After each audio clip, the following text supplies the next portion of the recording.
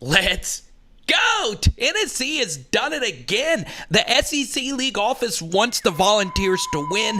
They needed this field goal to beat Tennessee Martin right here. And if you look really closely, you see Chase McGrath commit another false start penalty on this kick.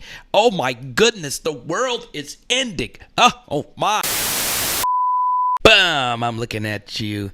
Yes, you right now. I'm kidding. Chase McGrath did not commit a false start penalty. That was actually a really good kick. And Tennessee fans, you're still commenting under that video from last week. It's like you guys don't want to move on. And the funny thing is, there's still so many of you that have not watched my 2019 LSU versus 2022 Tennessee offense breakdown. Look, I love the Volunteers. I am one of the few SEC commentators that has no Tennessee bias whatsoever that actually picked the Volunteers to win the SEC East this year. I am a huge fan of the Josh Heupel offense. In fact, before the season even began, I rated him as the number one play caller and offensive mind in the SEC. Now, this is where the fun really begins if you are Tennessee and if you are a true championship contender. And look, I understand these next 2 weeks are going to decide your season. You have Kentucky coming up this week. But I'm going to be honest with you. My favorite thing about the Tennessee Volunteers, okay, it's not this Kentucky game. It is not the next week versus Georgia, but the potential playoff wackiness that can come from it, right? So, you know, when you look at these next 2 weeks, obviously if you're a Tennessee fan, the next 3 games do get a lot easier. Missouri, South Carolina, and Vanderbilt. You should be able to win all 3 of those games. All 3 of those rosters aren't really that great. But if you were a Tennessee fan, you would say, look, if we were to lose one of these next 2 games, I would much rather it be versus Kentucky instead of Georgia, right? Because the Georgia game will likely determine who will go to the SEC championship game, barring just an epic collapse for Tennessee in the final 3 weeks of the year, right? So you would rather lose versus Kentucky and win versus Georgia. But what makes Tennessee even more special this year, we have not had a truly chaotic playoff scenario, I believe, since the first year, 2014. I mean, you can make a strong case that every year when it comes to the playoff, the 4 that should have been the 4 should have been the 4, right? Now, though, there is something that has popped up here with the Volunteers that provides a very interesting scenario. And none of it can possibly happen if you lose to Kentucky, right?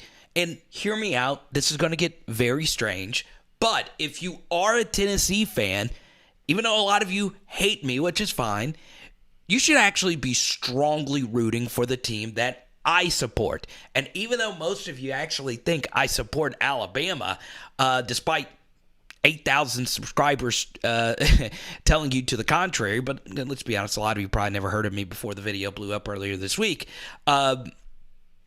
Truth be told, you should be cheering for my dear beloved LSU Tigers, because if you beat Kentucky and you lose to Georgia, there is still a path to the playoff. Let's say if you're Tennessee and you beat Kentucky, but you lose to Georgia, this is what you would want to do as a Tennessee fan. And once again, you see another false start happen in the backdrop. Oh my goodness. And you see LSU leaping over as well. Pretty crazy stuff. Once again, kidding. Still, here's something that you would want to happen if you're Tennessee. You would want LSU to beat Alabama, right? Because there is another wacky playoff scenario that could happen. Let's say Tennessee beats Kentucky, but they lose to Georgia, and Georgia goes on to the SEC championship game, right? Well, let's say LSU beats Georgia in that SEC championship game scenario. Well, the playoff would be put in a purely chaotic, the committee scenario, right? Because that would mean LSU at 11-2 as the SEC champion would probably not get into the playoff, right? Because Tennessee would be sitting there at 11-1. Georgia would be sitting in there at 12-1. Georgia would have beaten Tennessee, and Tennessee would have beaten LSU, who had just beaten Georgia in the SEC championship game, if that makes sense. So the committee would basically have to tell Tennessee, hey, especially if you lost close to Georgia, hey, yes, you went to the SEC champions stadium and blew the brakes off of them, and they have 2 losses, but we're still not putting you in the playoff. So from a Tennessee perspective, no matter how you slice it, you want to see some other teams lose outside the SEC. As you see with the AP Top 25 poll the way it is right now, you have a lot of undefeated teams. You have a lot of one-loss teams as well that could go on to win their conference championship outright.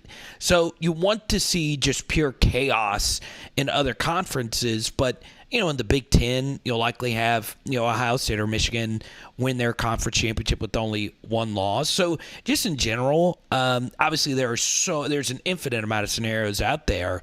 You just want to see a lot of teams outside of your conference lose. Also, you want LSU to beat Alabama, right? Let's just say you were to go undefeated the rest of the way until the SEC championship game. No matter who you play in that scenario, if you were to lose that game, you are likely to make the college football playoff, right? So from that perspective, it doesn't matter exactly who you play. So let's simplify this if you're a Tennessee fan, right? I do not think this is a 2019 LSU or 2020 Alabama type of roster that is destined to finish the year undefeated. I do think this team is flawed defensively. Obviously, and we get Cedric Tillman back offensively, more than likely you will be better offensively. I just think Tennessee is going to lose a game somewhere. You prefer that loss happen in the SEC championship game, though. And that is why, I've heard this, that some people say, well, if Tennessee loses to Kentucky, they still control their own destiny. That is actually true. But it's also still tough to go undefeated the rest of the way. Let's say you lose to Kentucky, but you beat Georgia.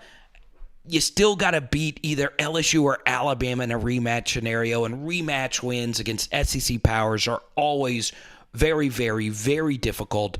So, for me, I just think your best case of getting to the college football playoff is going to be just winning out the regular season. And, SEC championship game will be house money. If you win that game, you'll be the 1 seed. If you lose it, you'll likely be the 2 or 3, kind of like what happened with Georgia last year. Now, let's say you do lose, to Georgia. You do want LSU to win versus Alabama. So once that game ends at 2:30, you want to, let's just say you lose to the Dogs. You're going to want to see LSU beat Alabama, because if LSU wins out and they beat Georgia in the SEC championship game, or vice versa, you still have a very, very, very strong case to get into the playoff, with your only loss being to Georgia as the SEC champion. Or even if, like we said earlier, if LSU beats Georgia, you could say, look, we beat the SEC champion down in their stadium, and we have still 1 loss fewer than them, because, of course, LSU lost their season opener to a decent but not elite Florida State squad. So if you're Tennessee, you still have a lot of hope to getting to the SEC or just a college football playoff if your only loss is to Georgia.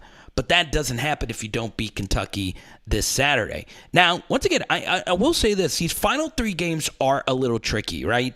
Missouri is a decent team, and South Carolina and Vanderbilt have really flawed rosters. But I will share one stat with you really quickly as far as these final 2 games are concerned. There has never, and I mean never, been an SEC team. I say never, but let me phrase it this way. There hasn't been an SEC team that has won true back-to-back road games since 2019 LSU in back-to-back weeks. And in your final 2 weeks, you have to go to South Carolina and to Vanderbilt. Now, truth be told, I do think Tennessee wins both of those games, but I wanted to just share that stat with you because those 2 games can get a little tricky, right? Vanderbilt's bad. You'll take care of business. South Carolina, of course, would be the easier or the tougher of the 2. But I just wanted to share that. Now, let me know what you guys think in the comment section down below. Maybe you think Tennessee goes unbeaten the rest of the way. It is Power Hour SEC. Boom. Jaden Daniels playing really well. Man, a Hendon Hooker Jaden Daniels rematch would be pretty cool. And tonight, we're doing steaks. Let's go.